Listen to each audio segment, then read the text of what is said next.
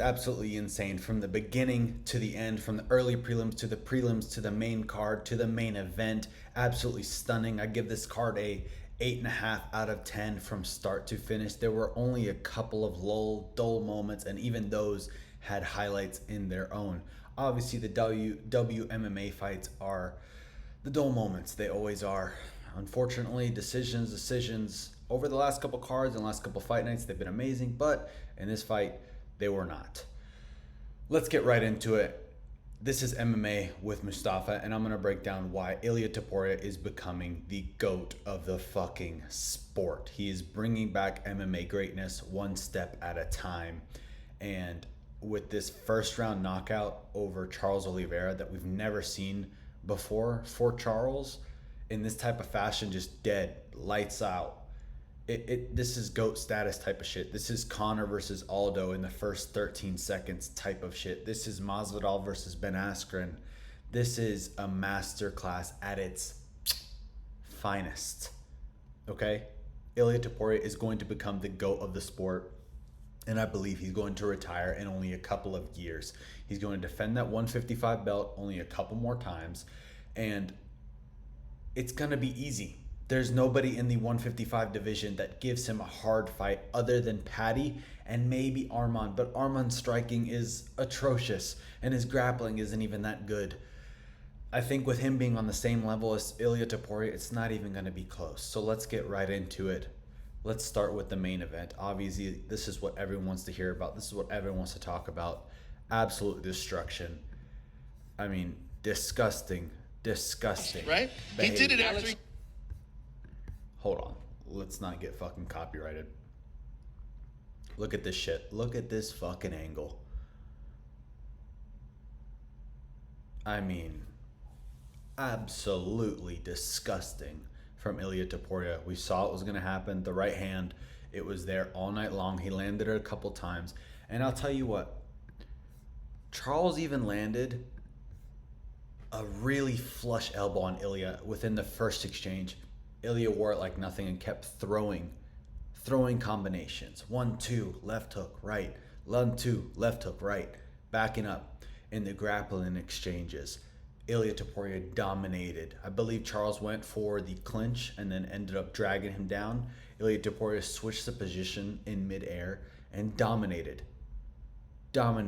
He went from side control to mount, back to side control, freed up the legs, allowed Charles Oliveira to get back up. Within the first exchange of allowing Charles back to his feet, he knocked him out with a flush right hand on the chin.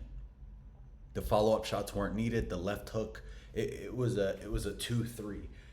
The 3 wasn't even needed, okay? The right landed so flush that it wasn't needed. And I hate to say I predicted it, but I fucking predicted it because Charles is this type of fighter where he walks forward and this is what he does. He is the lion who will eat shots to give shots. And I believe that this was not the smartest game plan that Charles could have gone with. Obviously, I'm on the couch. I'm watching the fight.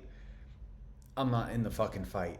But for somebody like Ilia Topuria, this is the perfect opponent to get your belt in the first round from. I don't think anybody in the 155 division stands a chance against the guy. I think Paddy is the most interesting fight, but other than that, I think he's going to end up doing this to everybody. He's going to run to the division, and he's going to retire on top, and he's going to be the GOAT of the sport by complete domination. This is Conor McGregor type of status. He's going to be the face of MMA, and thank the Lord because we needed an uplifting, something to bring back the greatness of the sport. I mean, in 2015, 2016, 2017, and even through COVID, it was popping. Everyone was on top. UFC was coming up. It was the cards. It was the fights. It was the talk of the fucking town. And now it's just becoming over the last year, honestly, it's just become a fucking shit show where the top contenders don't want to fight each other. We rarely ever get a number one contender fight anymore. We rarely get any bad blood fights anymore. And I feel like MMA is in a dull moment right now other than Ilia Topuria. And that's just the truth. He is becoming the GOAT of the sport. He's taking out champion by champion. He's collecting all their scalps. Volk, then Max, and now Charles, all by knockout within the first 3 rounds. Absolutely destructive force. I mean, this guy is insane. We've never seen something like this before. Who the fuck has those 3 names on their resume by knockout?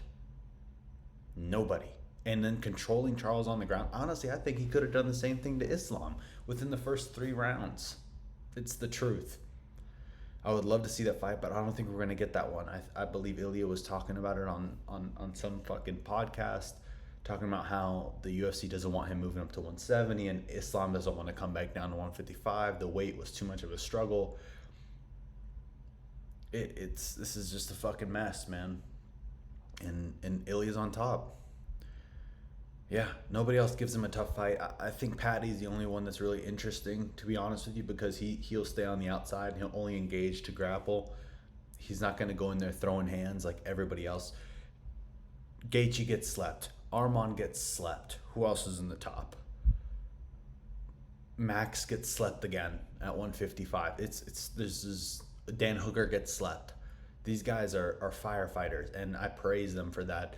But all these guys are getting older, and Ilia Topuria is becoming into his prime. He's reaching a whole new level of MMA, and he's teaching that to the older, washed-up crew. Not that these guys are obviously not at the top of the game, but they're just not on his level. In speed, in power, in quickness, in IQ.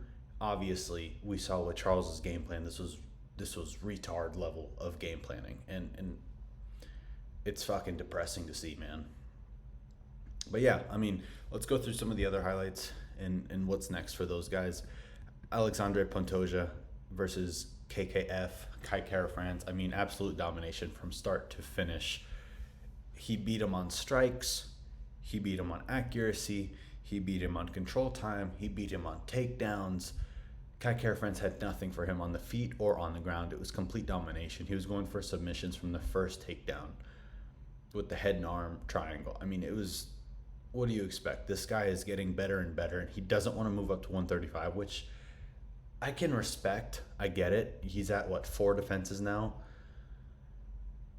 I can understand why he doesn't want to move up and becoming the GOAT of the flyweight division and, calling out DJ and trying to get those fights and doesn't want to fight Merab. I get it. I mean, we're on a generational run of fighters right now who are running through the division to where they're basically going to have to lap over like Merab, Pantoja now. I mean, Pantoja's already lapping him. This is, the 3rd time around now? Domination. I don't know what's next for Kai Kara-France, but I would love to see the Joshua Van fight versus Pantoja. I mean, it's very interesting. I think Joshua Van is a lot faster on the feet, and I think he has a lot of firepower, but we have never seen his grappling get tested against a grappler of the level of Pantoja. And I think, with that being said, Pantoja gets it done in 2. He has an iron fucking chin. The guy does not get dropped. He does not get knocked out. And I don't know how good Joshua Van's ground game is, being only 23 and only being in the sport for a couple of years. Pantoja's been doing this since he was young. It's a different level of grappling, and I think he's going to go in at grappling heavy because he's a very smart fighter. He's a very IQ heavy fighter. He fights to his strengths and the other guy's weaknesses, unlike a lot of these fucking retards like Charles, man. Again, just fucking retarded way of fighting. What are you fucking thinking? What's going on? What are you thinking? Wading into danger against a guy with the firepower like Ilia Topuria. I'm not even talking about Ilia right now, and it loops back to him. The GOAT of the sport. The guy's becoming the GOAT of the fucking sport. On to the next. Brandon Royval versus Joshua Van. I cannot believe that this fight even happened in the first place. On 3-week notice, Joshua Van takes this fight and absolutely shows out, just like he did in his last fight against Bruno Silva. The kid is 23 years old. I'm talking like fucking data. The kid's 23 years old. He's 23 fucking years old, and he's dominating these guys. He's showing levels to the game. He's showing speed and quickness on the feet that we've never seen before in the flyweight division. And that's insane to even say because these guys are so fucking quick. And now he's even sitting on his shots In the third round, he dropped Brandon Royval. He started throwing a side kick to the knee. 2 minutes left in the third round. All of a sudden, he's making reads that we've never seen. Like, this is insane IQ. He's throwing side kicks to the knee. Brandon Royval could barely even throw jabs off that. All of a sudden, he's piecing him up. I mean, Joshua Van from start to finish was piecing him up. I give Brandon Royval the second round. I think he started picking up the pace, and he tried to do the same in the third, and it wasn't working because Joshua Van was blocking a lot of the shots and dipping and weaving and hitting him with the boxing combos. You know what I'm saying? And it was clean, and it was beautiful, and it was sharp, and I've never seen anything like it before, especially from a 23-year-old. This is Ilia Topuria level skills. And he fucking drops him in the third. Who the fuck in flyweight carries their power until the third? We don't see that shit at flyweight. It doesn't fucking happen, especially against an opponent like Brandon Royval, who's a fucking dog. I'm glad both guys got their money, and I'm glad Joshua Van's getting the title shot next. I don't know if he's ready for it. I hope he gets a lot of time to prep, just like Pantoja, so we get a fair fight for the two. What a fucking fight, man. As for Brandon Royval, rematch him against fucking somebody, man. I mean, you name it. Everyone's fighting each other nowadays in the flyweight division. It's repeat after repeat. I'd like to see Charles Johnson maybe get his jump up. I think that would be a real interesting fight because they're both very, very lengthy and tall for the division. I'd probably match them too because that's a very interesting fight. Yeah. Kai Kara-France can go fucking kick rocks. The kid's ass. He shouldn't have got the title shot in the first place. 1-3 in your last 4. What the fuck are you doing? I don't care if you're Maori or whatever the fuck sticking your tongue out. You shouldn't be getting a title shot when you're 1-3 in your last 4.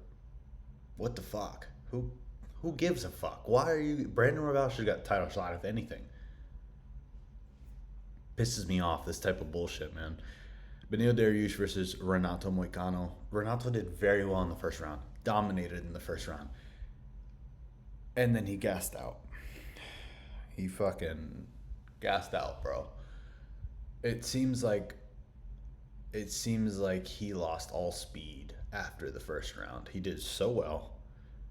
And he just gassed the fuck out. And I don't know why. He didn't even empty the gas tank in the first round. Like, Dariush versus who's up there? Gaethje, Gamrot. Maybe the Gamrot rematch seems interesting. Maybe even Fiziev. You know, because Fiziev's only a couple spots below him, and he's coming off a win as well. Let's see who's up there. Oh, Jesus. Never fucking mind. What a mess. Yeah.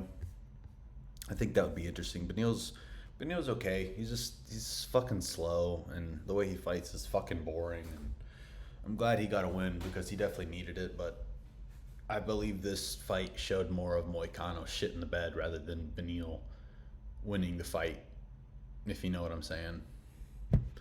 On to the next. I digress. Peyton Talbott versus Felipe Lima. Another fucking 20-something-year-old kid who's showing levels to the game against another young and hot prospect. It just felt like the whole time we were watching this, Felipe Lima did not have enough firepower on the feet, and he was not strong enough to hold Peyton Talbott down. He definitely seemed like he was stress shooting, like he was going for the takedown just to not get knocked out, just to not stay on the feet, and I don't think that was a great game plan, obviously. Peyton Talbott hits really fucking hard, but Felipe Lima is the better fighter. He seems better, well-rounded. He seems he has more ways to win, but he just doesn't have the firepower, and that is the equalizer in this fucking sport. If you can fight and knock people out with both hands, that's the equalizer. You don't have to be as skillful as the other people. If you have power, it'll translate, and we saw that in this fight. Felipe Lima was not comfortable on the feet. He could not initiate the volume that he wanted to fight with, that he usually fights with, that we've seen in the past, and it showed. and his confidence level dipped after the first round, and Peyton Talbott started to take over, and his confidence level rose. Felipe Lima's dipped, and I believe with how much progress we've seen Peyton Talbott make, it was incredible. His takedown defense was amazing. His grappling was great too. It was very, very impressive to see how much progress he made over the past, 5-6 months since January when he went against Barcelos. Yeah, I mean, that was really, really impressive to see him grow so much in a short period of time. We knew he was a good grappler. He had a wrestling background, but seeing this much progress over that much time is impressive, especially against a hot prospect like Felipe Lima, who is no joke on the ground. Going for leg locks, reaching for the back. I mean, just deadly on the ground. But Peyton Talbott's smart, and I love the call out against Yanez. I think that's a great win for him. I think he can dominate in that one. Hopefully he gets that one with Noche, or maybe even in October, maybe in Abu Dhabi. That'd be sick. That'd be fireworks on the prelims. That's a sneaky good fight where you see that one, you're like, oh shit, that's a good fucking fight, you know? Jack Hermansson with one of the worst knockouts I've ever seen in my life. I mean, the guy was out cold for, it felt like 15 fucking minutes. And Gregory Rodrigues with the unnecessary ass hammer fist to the face when he's already passed out cold. I mean, disgusting behavior from Gregory, but absolutely necessary against somebody like Jack Hermansson, who fights once a year, maybe if we're lucky, getting over injuries, tries to... He's basically the type of fighter to basically like go in there with old man creativity and go in there and just strategically move around. We saw that against Joe Pyfer. He did very well. That's his type of fight, is slow and methodical, steal the rounds, and it's very boring. Unfortunately, it just is. He's not a finisher. He doesn't fight like that. And if you're fighting once a year and you're not the type of finisher that most of these guys are at 185, you know, if you're Roman Dolidze and you fight once or twice a year, at least twice a year, maybe even 3 times, it's different. You can be a decision fighter, but fighting once a year and you're a decision fighter, you deserve to get knocked out. So I was happy to see him get flatlined, but I was not happy to see the follow-up shot. That was rough. The guy was already out fucking cold. He hit his head on the fucking canvas. I don't like seeing that shit. I hope he's okay. He'll be in my prayers, unfortunately, for Jack Hermansson. I wish he wasn't, but with that kind of devastating knockout, it's sad to see, man. On to the next. Hyder Emil versus Jose Miguel Delgado. Absolute stunner in the first round within 30 fucking seconds. Delgado lands a knee up the middle when Hyder Emil is just going at him. And it landed flush, and then he followed up with ground and pound shots. And I know Hyder Emil is a tough warrior who wanted to keep going, but he just didn't have it in him. And once he stood up, we saw that. He had wobbly legs. He didn't need the unnecessary damage. And Jose Delgado is legit. He is legit just as much as Hyder Emil is legit. I hope Delgado gets a good jump up in competition because the featherweight is deep right now. And it's shallow right now. Excuse my language. And he deserves to be in the top 15 with those kind of performances. On the last one as well, I think he got like a submission within the first couple of rounds as well. So I'm excited to see what he does in featherweight. As for Hyder Emil, he's our fucking dog. If you know about Hyder Emil, you're niche. You're on like tier 3, tier 4 level MMA knowledge, because Hyder Emil's a fucking dog too. The guy just throws caution to the wind and he goes in there like a fuck. He's called the Hurricane or something. Hurricane Hyder Emil. Like, he does a spin before he walks out because you know what's coming. This guy is a marauder, okay? From start to finish, he just runs at the fucking opponent. Absolutely stunning. We're gonna skip this one. On to the next. I digress. Tracy Cortez wins by fucking decision. The only thing about the fight that was cool was the way they look. Lightweight division. Terrence McKinney versus Vyacheslav Borchev. Borchev sucks on the ground, and time again we see that with him. He is a striker-heavy fighter. He's decent on the feet. And Terrence McKinney has a better IQ than him, which says a lot because Terrence McKinney does not fight past the first round. He is a first-round fighter, and he goes balls to the wall. If you finish him, it's going to be in the first round. If he finishes you, it's going to be in the first round. That is how he fights, and he played this one perfectly to go straight for the submission on the ground. Very, very smart against Borchev, who sucks on the ground. Highlight. Yeah, I believe it was an anaconda choke on the ground. Sick. Transition from the back to a guillotine to... No, it was a guillotine. He went from anaconda to guillotine. That was sick. The guy's fucking head was about to pop like a damn pimple. Nico Price versus Jacob Smith. Jacob Smith is an American wrestler from Oklahoma. Enough said. He looked like he was gassing out in the second round. I'm glad he got the finish, but it was looking rough there for a minute. He was slowing down a lot, and he was letting off the pressure on the feet. And against somebody who's a bit more of a hammer rather than a nail like Nico Price, he will pay the price. Pun intended. Jacob Smith needs more experience. I'm not ready to see him go against that 15 to 20 ranked opponent. I believe he's outside of that right now.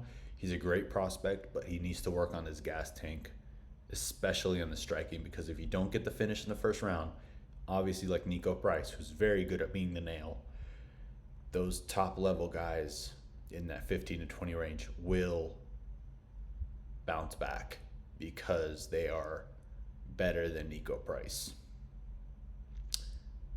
Depressing to see that with one of the biggest favorites of all time. I think he was the biggest favorite of all time with a minus 300, minus 3,000, excuse me. But yeah, I don't think he's ready for that 15 to 20 range. Who am I to talk, right? Jonathan Deniz versus Alvin Hines, two fat fucks throwing bombs and basically trying to catch their breath on the outside. Highlight was definitely Ilia Topuria and Joshua Van. Enough said. Tune in for next time. Like, subscribe, leave a comment down below. Let me know your thoughts. Whew.